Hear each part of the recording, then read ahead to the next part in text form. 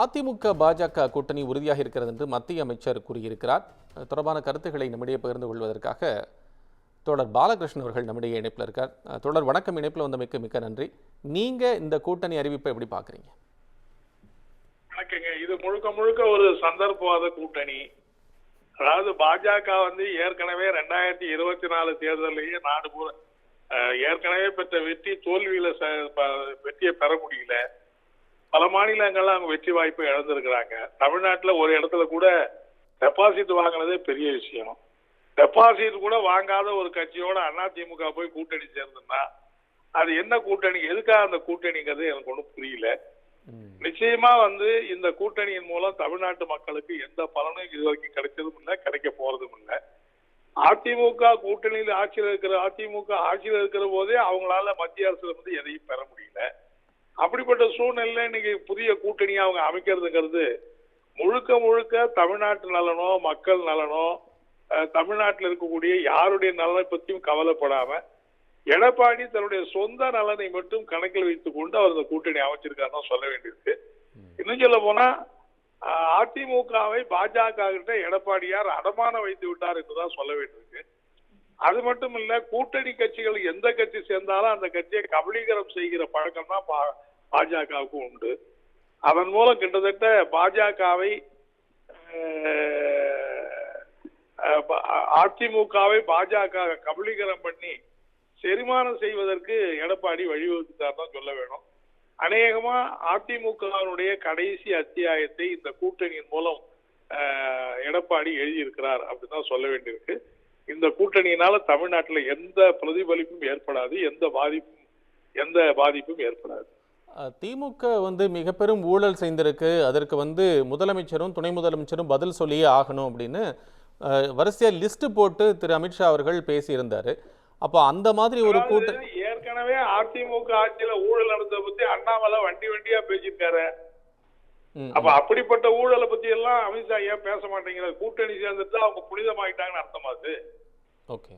ஆகவே இது அதிமுக ஆட்சி காலத்துல எவ்வளவு பெரிய ஊழல் நடந்ததுன்னு இவரே பேசியிருக்கிறாரு, அண்ணாமலையே பேசியிருக்கிறாரு.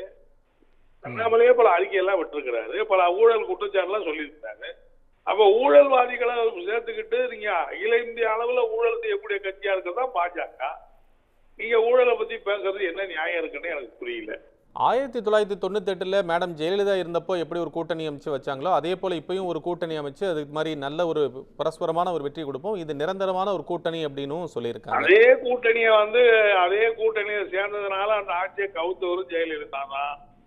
அதுக்கு பிறகு கூட்டணி சேர்ந்த பிறகு என்னுடைய வாழ்க்கையில நான் செஞ்ச மிகப்பெரிய தவறு, இனிமே நான் பாஜகவோட கூட்டணி சேர மாட்டேன், இந்த வாக்குறுதியை மரீனா கடற்கரையில லட்சக்கணக்கான மக்களுக்கு முன்னாடி கொடுத்தவர் தான் ஜெயலலிதா.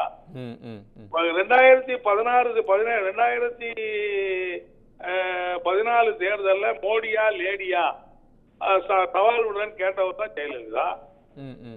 அப்படிப்பட்ட ஜெயலலிதாவால் முழுக்க முழுக்க நிராகரிக்கப்பட்டிருக்கிற பாஜகவோடு கூட்டணி சேருவது என்ன ஜெயலலிதாவுடைய கொள்கை அது? ஆகவே அந்த கூட்டணி தான் எந்த கூட்டணி சேர்ந்தாலும் அந்த வாஜ்பாய் அரசாங்கத்தை அவர் தானே போய் எதிர்த்து ஓட்டு போட்டு கவுத்தாரு. நான் கூட்டணி சேர்ந்தது மிகப்பெரிய தவறு அப்படின்னு பகிரங்கமா மன்னிப்பு கேட்டாரு. அதையெல்லாம் அமித்ஷா சொல்ல மாட்டேங்கிறாரு. இப்போ அதிமுக அவர்கள் ஜெயலலிதா அவர்கள் இருந்த அதற்கு எகெயின்ஸ்டா இப்ப இருக்கவங்க செயல்படுறாங்க அப்படின்னு நீங்க ஃபீல் பண்றீங்களா? ஆமா, கண்டிப்பா. அதாவது ஜெயலலிதா 2014ஆம் ஆண்டுக்கு பிறகு கடைசி வரைக்கும் அவங்க பாஜகவோடு எந்த ஒட்டும் இல்லை உறவும் இல்லைங்கிற நிலையை தான் மேற்கொண்டாங்க. எந்த விஷயத்தையும் அவங்க ஒன்னா சேரல.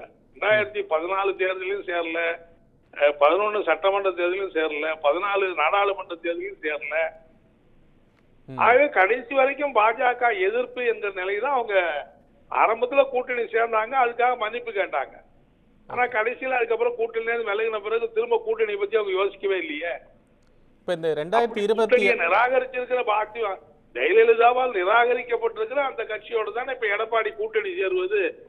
ஜெயலலிதா உண்மையிலேயே ஜெயலலிதாவுடைய வாரிசு தொண்டர்னு சொல்றதுல என்ன நியாயம் இருக்கு? சரி, இப்போ 2026 தேர்தலுக்கு இந்த கூட்டணி ஒரு பெரிய த்ரெட்டா திமுக கூட்டணிக்கு இருக்கும் அப்படிங்கிறது தான் அவங்களுடைய நிலைப்பாடு. உங்களுடைய பார்வை சார்? அதாவதுங்க அவங்க என்னமோ இந்த அரித்மேட்டிக் கணக்கெல்லாம் போனது தேர்தலில் எடுபடாது. இப்ப நான் என்ன 2024 நீங்க தனியா நின்னீங்களே, ஏன் தனியா நின்னீங்க? இப்ப ஒன்னா சேர்றீங்களா, ஏன் ஒன்னா சேர்றீங்க? இதுக்கெல்லாம் தமிழ்நாட்டு மக்கள் மத்தியில விளக்கம் சொல்லணும்ல. நீட்டுக்கு நீங்க என்ன விளக்கம் சொல்ல போறீங்க? இயற்கை இடர்பாடுகளுக்கு தமிழ்நாடு அரசுக்கு பணம் கொடுக்கல என்ன சொல்ல போறீங்க? இந்தி திணிப்புக்கு நீங்க என்ன பதில் சொல்ல போறீங்க? இந்த மாதிரியான இப்ப வக்போர்டு சட்டத்தை நீங்களும் தானே எதிர்த்து சட்டமன்றத்துல தீர்மானம் நிறைவேற்றினீங்க. இல்ல சார், இப்போ இது வந்து வக்போர்டு சட்டத்தை இப்ப என்ன அவங்க வந்து வாபஸ் வாங்கிட போறாங்களா? கேபி சார், இப்போ உங்களுக்கே தெரியும், இப்போ என்னன்னா எல்லா கட்சிகளுமே ஒவ்வொரு சமயத்துல ஒவ்வொரு இடங்கள்ல நம்ம கூட்டணி இருக்கக்கூடிய சூழலை இருக்கு சந்திச்சு தானே வர்றாங்க. இது வந்து மாற்று கருத்து ஒண்ணு இல்லையே.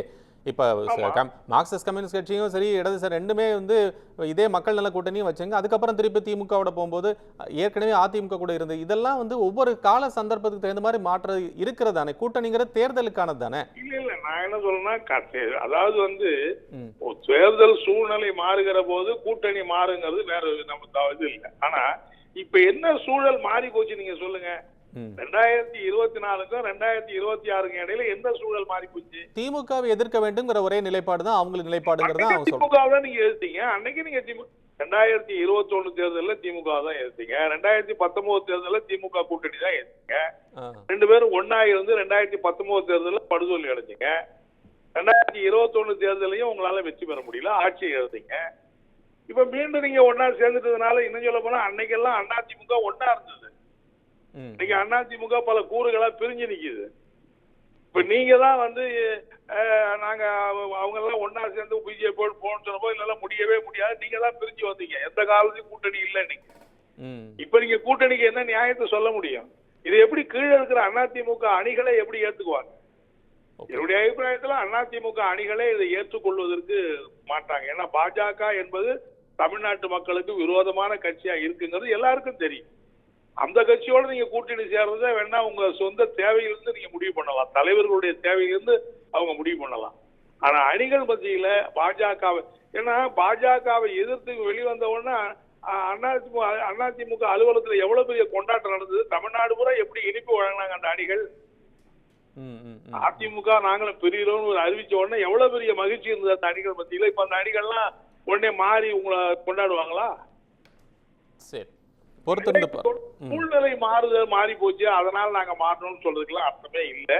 அவங்களுடைய சொந்த தேவை, சொந்த நெருக்கடி என்பதுதான் இப்ப முன்னுக்கு வந்திருக்குங்கிறது தான் யதார்த்தமான உண்மை. இல்ல, இப்ப ரெண்டு சிதறி இருக்கக்கூடிய ஓட்டுகளும் ரெண்டு வாக்கு வங்கிகளும் சேர்ந்து இருக்கும்போது ஒரு கியூமுலேட்டிவான பெர்சன்டேஜ் கிடைக்கும். அது வந்து எகெயின்ஸ்டா இருக்கிறதுக்கு ஒரு வாய்ப்பா இருக்கும் அப்படிங்கறதான் அவங்க சொல்லக்கூடிய பாயிண்ட். அதாங்க, அதாவது வந்து இது முதல் முறை இல்லைங்கிறனா. Right right, okay, I understand. 2021ல நீங்க எல்லாம் ஒன்னாதான் சேர்ந்து நின்னீங்க. 2019ல ஒன்னாதான் சேர்ந்து நின்னீங்க. அப்ப ரெண்டு வாக்குகளும் ஒன்னா சேர்ந்து நீங்க வெற்றி பெற்று இருக்கணுமே. அதை விட இன்னைக்கு பாஜகவுடைய செல்வாக்கு சரிஞ்சு போயிருந்த இந்தியா பூராவிலும். சரி, ஓகே ஓகே. அப்படி இருக்கிற போது நீங்க தமிழ்நாட்டுல மட்டும் பாஜக வளமா இப்ப ஒண்ணும் இல்ல, பாஜகவுடைய தலைவரை வேற மாத்த போறாங்க அப்படிலாம் சொல்றாங்க. இப்ப அப்ப அதாவது வந்து இதெல்லாம் எதுவுமே மக்கள் ஏற்றுக்கொள்ளுகிற, மக்களுக்கு நல்லது திட்டங்கள் எதுவுமே இல்லையே.